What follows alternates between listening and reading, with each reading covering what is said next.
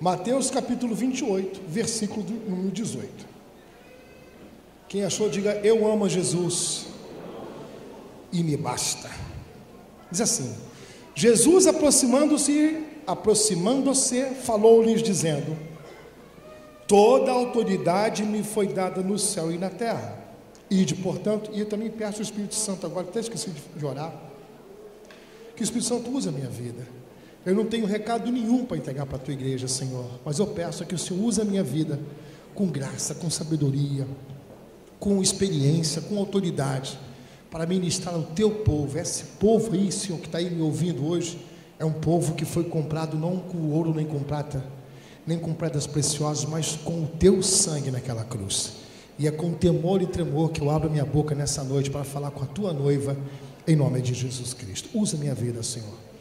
Mateus capítulo 28, versículo 18 diz assim: Jesus aproximando-se falou-lhes dizendo: toda a autoridade me foi dada no céu e na terra. Ide, portanto, e fazei discípulos de todas as nações, batizando-os em nome do Pai e do Filho e do Espírito Santo, ensinando-os a guardar todas as coisas que vos tenho ordenado. E eis que estou convosco todos os dias até a consumação do século. Show? Show? E de fazer o quê? Então, se nós somos discípulos de Cristo Jesus, nós temos um ensinamento, um mandamento a ser guardado, um exemplo a ser seguido. Então, muitos têm confundido esse tipo de exemplo, mesmo porque hoje no mundo, os exemplos, entre aspas, apóstolos, pastores e líderes que têm subido no púlpito, têm dado um exemplo completamente fora daquilo que a palavra de Deus diz. Muitos têm sido exemplos de verdadeiros lobos. O que é lobo? Roubar da noiva, tirar. Hoje não é só a lã que se tira, tira o couro, o pedaço do braço, perna, cabeça, arranca com as ovelhas. Por quê? Porque transformaram a verdade do Senhor em mentira, a glória do Senhor em coisas corruptíveis. E a nossa função é fazer, não é fazer uma reforma novamente, mas levar o povo à restauração. O que é restaurar? Voltar à origem de tudo. Então, se nós somos discípulos de Jesus, qual foi a maior marca do Senhor aqui na face da terra? Qual foi o maior exemplo do Senhor Jesus Cristo? Qual foi o grande mandamento de Jesus? 1 João, capítulo 3, versículo 8. Resumindo, de tantas coisas maravilhosas que Ele nos deixou como herança, se resume em 1 João, capítulo 3, versículo de número 8. Não é isso? 1 João, capítulo de número 3, versículo de número 8. Quem for achando diz: eu amo Jesus, não quero saber, sou amarradão mesmo. 1 João, estou apanhando aqui. 1 João capítulo 3, versículo de número 8, diz assim, versículo 7. Filhinhos, não vos deixeis enganar por ninguém. Aquele que pratica a justiça é justo, assim como ele é justo. Aquele que pratica o pecado procede de quem? Aquele que vive na prática do pecado procede do diabo, porque o diabo vive pecando desde o princípio. Para isto se manifestou o Filho de Deus, para destruir as obras do diabo. Fala para o teu irmão, então, como discípulo de Cristo Jesus, o seu chamado é destruir as obras do diabo. Posso ouvir aleluias, amados? Por isso que o Senhor enviou o Consolador, porque sabia que nós mesmos não temos força para isso. Qual foi o mandamento do Senhor? Atos capítulo 1, versículo de número 6. Vamos lá.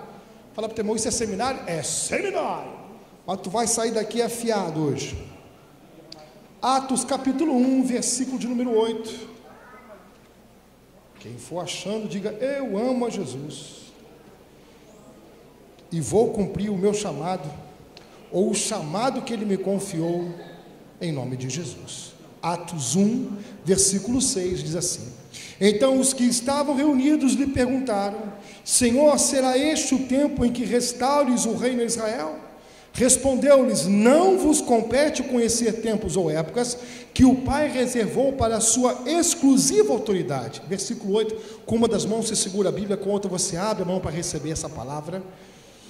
Mas recebereis poder ao descer sobre vós o Espírito Santo, e sereis minhas testemunhas tanto em Jerusalém como em toda a Judéia e Samaria e até os confins da terra. Então, o que é fundamental para a noiva, para a igreja de Cristo Jesus? O poder de Deus, o Consolador. João 14, que fala que o Senhor enviaria o Consolador: não vos deixarei órfãos, mas voltarei para vós. Posso ouvir aleluia, amados? Então, a marca da igreja do Senhor Jesus Cristo é a presença viva do Espírito Santo em cada um que confessa Jesus Cristo como seu único suficiente Salvador. Tem uns que são até mais ousados ao ponto de transbordarem do poder de Deus, da unção do Espírito Santo. Aliás, esse é o alvo do Senhor para as nossas vidas. Tem gente que toma um golinho do Espírito Santo por dia, e tem gente que vive sedento a vida inteira, mas tem aqueles que têm fome e sede de justiça, se alimentam da palavra, oram, buscam a Deus, transborda o Espírito Santo. Você ouve a pessoa falar, você é edificado. Você conhece pessoas assim? Tem pessoas que não permitem os seus lábios abrirem para outra coisa que não seja para edificar aquele que está ouvindo. Em compensação, mamãe, tem uns que dizem que são crentes só o sangue do Cordeiro, quer morrer espiritualmente e encostar nele, quer morrer espiritualmente e encostar naquele miserável. Pensa no filho do capeta. Filho do capeta, tu estava com um restinho de esperança para poder viver. Aliás, a marca de todo pregador do Evangelho é levar esperança àquele que está cansado.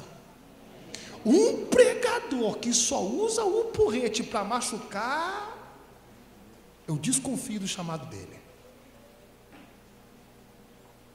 Por esses dias eu ouvi um aí, maluco, que eu quase um chanalaflaias pela vida dele. O cara só bateu para machucar. Até com a Carol e com o Juninho falando assim comigo: pastor, então vamos embora para casa, né? Bora para casa, se trancar num quarto e esperar Jesus voltar, porque não tem saída, não tem mais nada que a gente possa fazer. Lembra, Juninho e Carol, daquela situação? Essa pregação aí acabou, a gente não tem mais nada para fazer.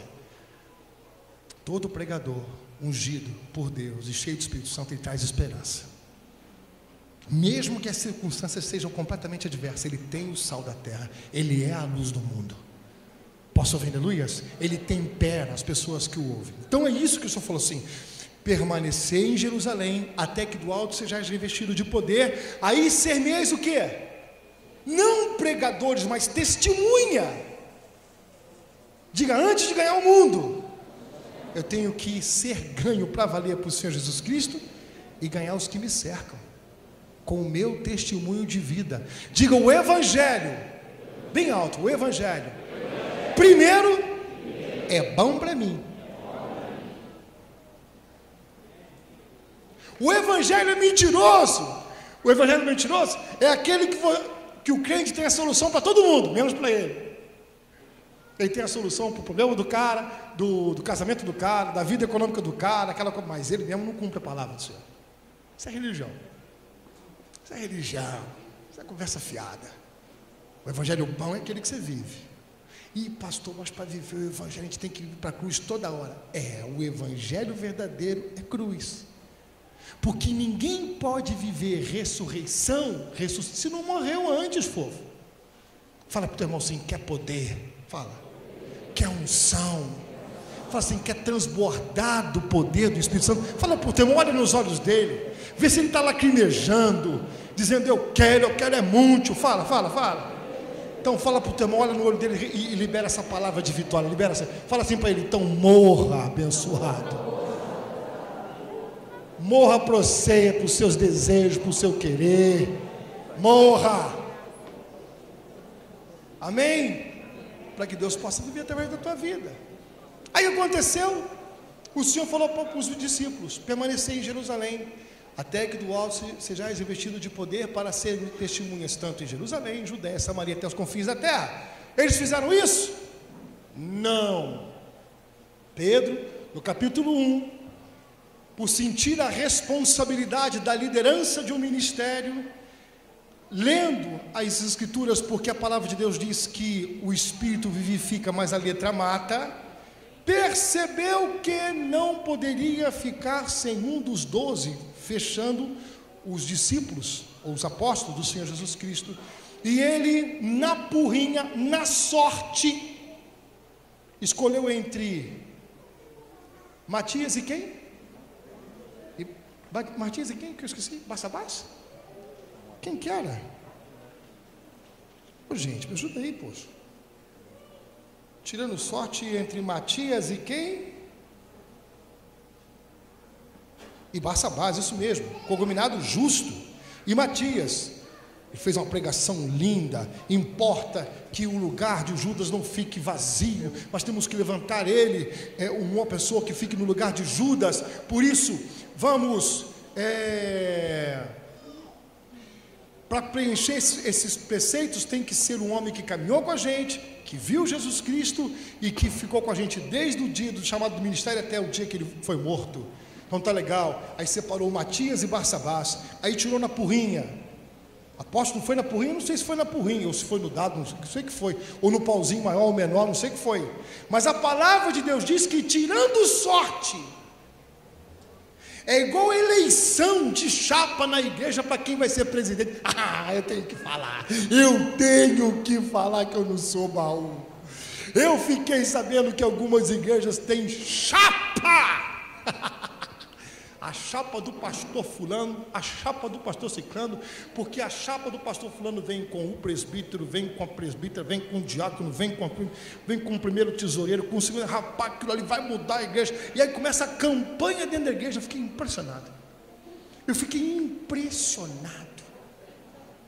Aí pela sorte, ou pelo número, que fantástico isso, pelo número de pessoas que mais se identificam com aquela chapa, assim é eleita a nova diretoria da igreja. Então pega a Bíblia, irmão, e põe no fogo, porque biblicamente falando, a palavra de Deus diz que quando Paulo e Barnabé foram em missões, eles separaram jejum e oração para saber quem Deus iria levantar. Na minha Bíblia está escrito isso. E a palavra de Deus diz que o presidente Barnabé e um tal de Saulo, que era ninguém, foi separado pelo Espírito Santo para cumprir a vontade do Pai. Diga: o dono da igreja continua o mesmo. Fala aí, Yeshua Hamashia. Aí deixando isso já, é interessante, porque eu achei bacana isso, porque eu vi os irmãos torcendo e orando, subindo no monte para Deus dar vitória para a chapa. E não é a chapa coense, não, é a chapa da igreja. Ou prova. Deixa para lá. Vamos passar por isso. Deixa isso para outra oportunidade. Vem. Quem foi Matias e quem foi Barsabás? Quem foi? Quem? Ninguém. A palavra de Deus só registra nesse momento a figura dos dois. Mas a palavra de Deus diz que lá na frente Deus levanta alguém para ocupar o lugar de Judas. Alguém que foi ensinado aos pés de Gamaliel. Alguém que nos deixou uma herança de 14 cartas. Posso ouvir aleluias? Alguém que nos ajudou a viver o Evangelho de Cristo Jesus. Quem é esse cara? Quem? Apóstolo Paulo. Então, para o lugar das coisas de Deus, nós temos que aguardar em Deus fazer todas as coisas. A obra é dele, o poder é dele. Por isso que a honra, a glória e o louvor nunca é do homem, é dele. Estão entendendo o que eu estou falando? Aí o que aconteceu? Deu um problema aqui, sumiu Matias e sumiu Barsabás. Paulo nem existia nessa época como discípulo do Senhor, só vai ver lá na frente com a morte de Estevão. Não é verdade? Tal. Mas no capítulo 2, a palavra de Deus diz, Atos 2, que ao cumprir-se o dia de Pentecostes, estavam todos reunidos no mesmo lugar. De repente veio do céu um som como de um vento impetuoso, encheu toda a casa onde estavam assentados, e apareceram distribuídas entre eles o quê? Línguas como de fogo, e pousou uma sobre cada um deles. Versículo 4, com uma das mãos segura a Bíblia, a outra você abre para receber. Todos ficaram cheios do Espírito Santo e passaram a falar em outras línguas, segundo o Espírito lhes concedia que falassem. Ora, estavam habitando em Jerusalém judeus, homens piedosos, vindos de todas as nações debaixo do céu. Por quê? Porque era a festa de Pentecostes, amados. Era a festa de Pentecostes, estavam todo mundo reunido ali. E Pedro, o mesmo Pedro que sem o poder do Espírito Santo negou Jesus 3 vezes antes que o galo cantasse, agora, cheio do Espírito Santo, fala para o teu irmão assim: a diferença é entre ser ou não cheio do Espírito Santo. Tu quer o quê? Fala. Fazer a obra do Senhor na marra ou dirigido por Ele? Pedro, agora cheio do Espírito Santo, abre a boca. Olha que legal, quer ver? Versículo 14. Então se levantou Pedro com os 11 e erguendo a voz advertiu-os desses termos: varões judeus e todos os habitantes de Jerusalém, tomai conhecimento disto e atentai nas minhas palavras. Estes homens não estão embriagados como vindes pensando, sendo esta a 3ª hora do dia, mas o que ocorre é que foi dito por intermédio do profeta Joel: e acontecerá nos últimos dias, diz o Senhor, que derramarei do meu Espírito sobre toda a carne. Vossos filhos e vossas filhas profetizarão, vossos jovens terão visões e sonharão vossos velhos, até sobre os meus servos e sobre as minhas servas derramarei do meu Espírito naqueles dias e profetizarão. Mostrarei prodígios em cima no céu e sinais embaixo na terra: sangue, fogo e vapor de fumaça. O sol se converterá em trevas e a lua em sangue, antes que venha o grande e glorioso dia do Senhor. E acontecerá que todo aquele que invocar o nome do Senhor será salvo. Posso ouvir aleluias, amados? E ele continua a sua pregação. A pregação dele vai até o final do versículo 36. No versículo 37, todos aqueles homens que estavam visitando Jerusalém na festa de Pentecostes e ouviram tudo o que estava acontecendo, o mover de Deus, o poder de Deus, disseram assim, versículo 37, ouvindo eles essas coisas, compungiu-se-lhes o coração e perguntaram a Pedro e aos demais discípulos: que faremos, irmãos? Respondeu-lhes Pedro: arrependei-vos e cada um de vós seja batizados em nome de Jesus Cristo para a remissão dos vossos pecados, e recebereis o dom do Espírito Santo. Mais tarde o Espírito Santo vai consertar isso aqui. Pois para vós outros é a promessa, para os vossos filhos e para todos os que ainda estão longe, isto é, para quantos o Senhor nosso Deus chamar. Com muitas outras palavras deu testemunho e exortava-os dizendo: salvai-vos dessa geração perversa. Então os que lhe aceitaram a palavra foram batizados, havendo um acréscimo naquele dia de quase 3.000 almas. Nasceu a igreja de Jesus. A igreja do Senhor Jesus Cristo nasceu debaixo do poder de Deus. Posso ouvir um aleluias, amados? Se numa igreja não houver curas, sinais, milagres, maravilha e salvação de almas constantemente, ela não é igreja. Ela é um clube, ou um número de irmãos que se reúnem por um outro propósito que não seja glorificar o nome do Senhor. Porque se somos discípulos de Cristo, temos que caminhar e viver o que Ele viveu, o que Ele nos deixou. Senão, somos uma fraude. Senão, não há diferença do Evangelho de Jesus para as outras religiões. Eu queria falar isso. Eu precisava falar isso. Aposto por quê? Porque eu vim das outras religiões. Eu vim de lá, poxa. Em algumas tem até poder. Por que no Evangelho de Cristo Jesus não tem poder? E muitos negam, não tem mais poder, não existe mais os apóstolos, não existe mais os profetas, não existe mais os mestres, não existe, agora é só pastor. É pastor e alguns funcionários da casa. É mentira, capeta, vai para o inferno, sai da igreja, demônio. Sai da igreja, Satanás, sai. Tira a tua pata suja, essa igreja pertence ao Senhor Jesus Cristo, ela é a noiva. A palavra de Deus diz que quando ela for se encontrar com o Senhor, ela vai estar pura, santa, imaculada, adornada para a volta do noivo. E o que adorna a noiva é o conhecimento do noivo. É o conhecimento do noivo. Fala para o teu irmão, aponta para cá, fala assim: olha lá o noivo. O noivo é a palavra. Então uma igreja tem que ter curas, sinais, milagre, maravilha e genuíno arrependimento. Genuíno arrependimento, isso é noiva. Jesus se manifestou para destruir as obras do diabo. Como é que uma pessoa confessa Jesus Cristo como seu Salvador, diz que é crente e continua nas mesmas práticas do pecado? Como? Não mudou nada, continua na mesma posição. A boca parece um poço de imundícia. O viver, o falar, o agir, o ser. Tem certas pessoas que quando bate na porta e você fala o nome, a maioria faz assim, e é crente. Parece que já fedeu antes de chegar, porque sabe que aquilo que vai trazer não edifica, não é bênção. Como é bom receber uma pessoa, né? O telefonema de uma pessoa agradável no Senhor, uma pessoa que tem o temor da palavra, uma pessoa que vigia com aquilo que fala, como se comporta, temente a Deus. É gostoso ou não é? Você atende na hora.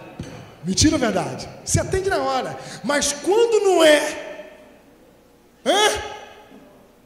ou deixa o telefone tocar à vontade e põe no mudo, ou então desliga na lata. Tuf. Aí você se prepara psicologicamente ou emocionalmente para ligar depois, para não ficar chato. É mentira ou verdade? É mentira ou verdade? Fala para o teu irmão assim: espírito de hipocrisia. Essa dessa vida.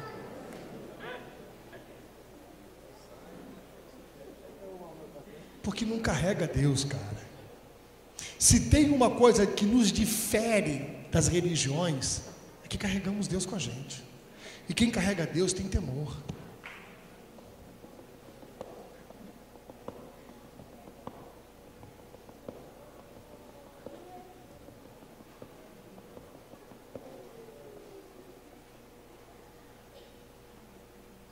Eu tinha tanta coisa para falar, mas eu estou aqui filtrando, porque tem certas coisas que não dá para falar. Mas tudo bem.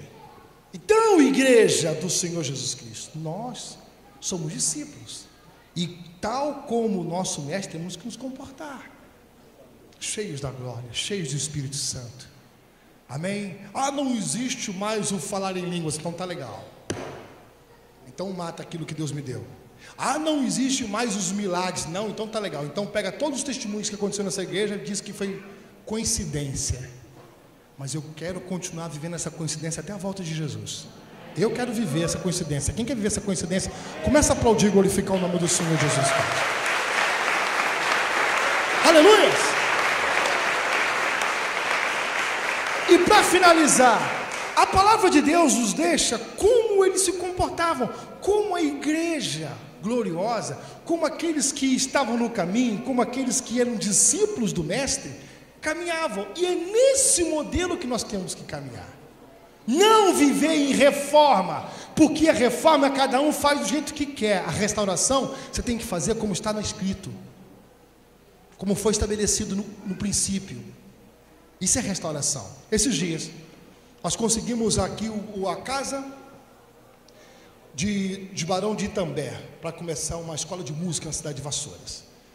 E o professor, muito empolgado com aquilo tudo, não esperou nem a chave chegar, nos levou lá naqueles casarões maravilhosos, em dois casarões, tanto da Casa da Cultura quanto lá do Barão de Itambé. E quando chegou lá, Ele estava tão desesperado que ele falou assim: pastor, por favor, vem cá comigo. Lembra, Simone? Vem cá. E como é que é o nome do cara que fez as pinturas? Esqueci o nome. Um cara, foi século XVIII, século XIX. Ele falou assim: pastor, corre aqui, porque isso aqui foi preservado pelo patrimônio cultural.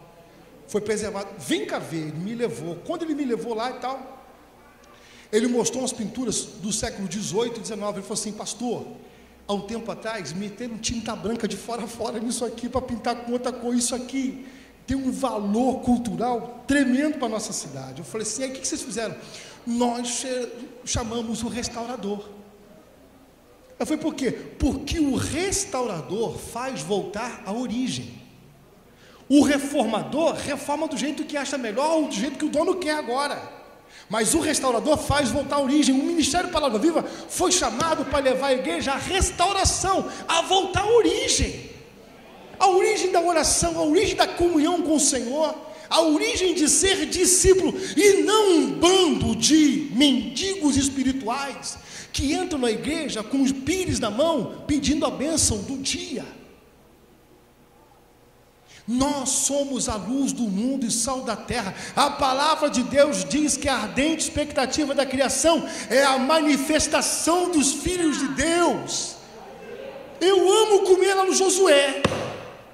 Depois eu vou cobrar os meus royalties e a minha propaganda. Por quê? Porque ele é crente. Ele me contou como é que ele faz aquele açaí, como é que Deus deu para ele. Eu amei o cara. O açaí dele tem um tempero diferente. Por quê? Porque eu vejo Deus no açaí. Apóstolo Vitor, vejo, cara. Eu amo pedir as coisas para o Pedro. Apóstolo, o Pedro é que busca a serragem dos meus animais lá para a fazenda. Por quê, apóstolo? Porque é uma presteza, cara. É uma prontidão. Nunca tenho, não posso. Nunca tem. Quando ele está apertado, que não tem jeito, ele... Meu pastor, só tem muita pressa. É quando ele está apertado. Eu falei: não, perdão, estou à vontade. Eu posso buscar amanhã? Porque ele queria buscar na hora. A presteza, a boa vontade. Eu vejo Deus. Não naquilo que fala, mas naquilo que faz. E eu vejo em Deus algumas pessoas aqui na igreja. Por exemplo, nós contratamos 2 moças aqui na igreja. Uma Jaque e outra Cris, Ana, a Giovana. Pensa numa alegria que elas chegam aqui na quinta e na segunda-feira. Ah, apóstolo, são pagas para isso. Tudo bem, meu irmão. Podiam fazer o compromisso delas e meter o pé, mas chegam aqui com alegria. Se tem um café, amém. Se não tem um café, não tem importância não. Se tem um almoço, amém. Se não tem almoço, não tem importância não. Fazem para Deus. Com alegria, com esmero. São pessoas que você sabe que carregam a glória do Senhor. O Wagner.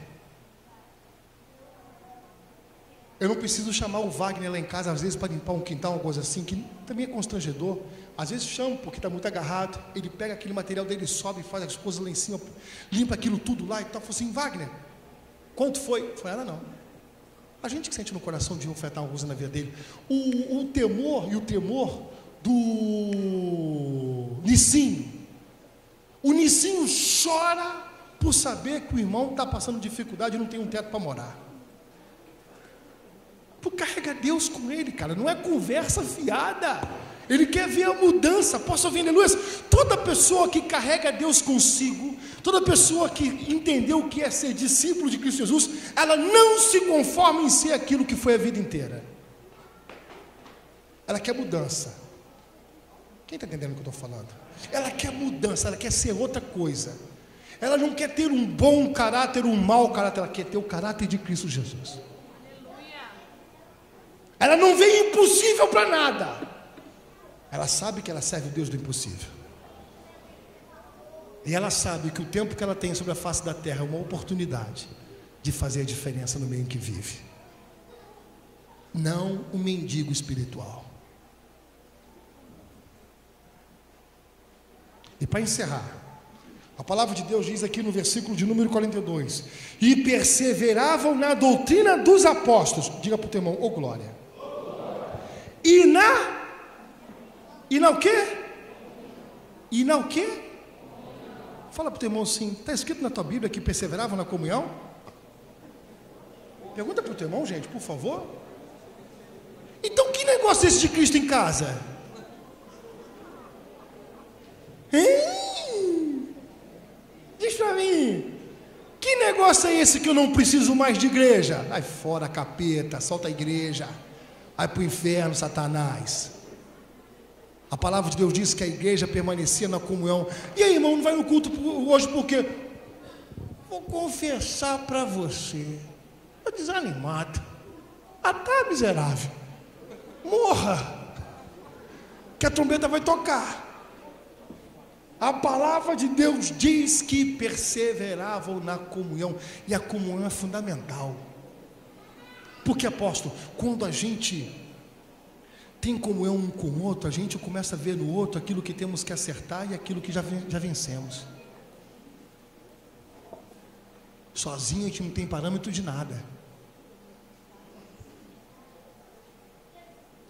Na doutrina dos apóstolos, perseveravam na comunhão, no partir do pão e nas orações.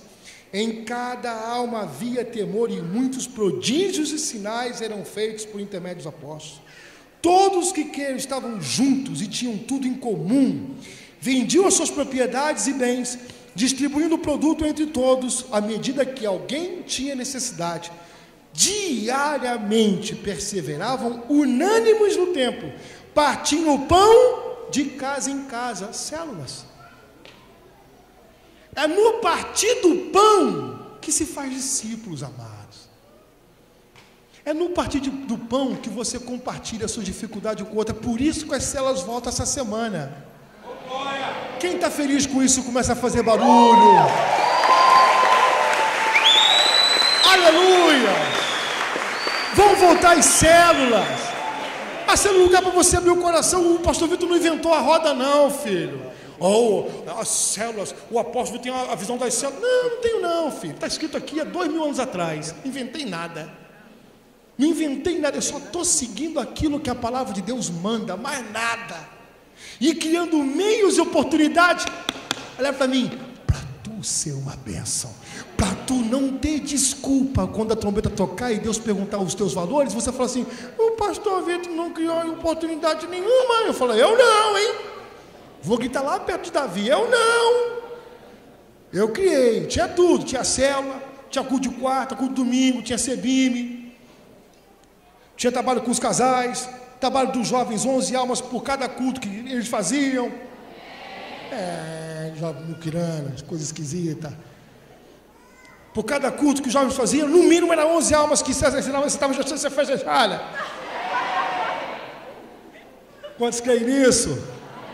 Diga: eu estou vivo, porque Ele vive. Diz bem alto: posso crer no amanhã, porque Ele vive. Bem alto, bem bonito. Não há, mas eu bem sei, que a minha vida está nas mãos do meu Jesus, que vivo está. Porque, tá bom. Posso ouvir aleluias, amados? Quem é discípulo de Cristo Jesus carrega a vida. Por mais que passe dificuldade, sabe que o seu Redentor vive. Que aquela dificuldade nada mais é do que um momento. Isso é igreja, a esperança da glória. Crente com cara de jumento não pode ser crente, velho.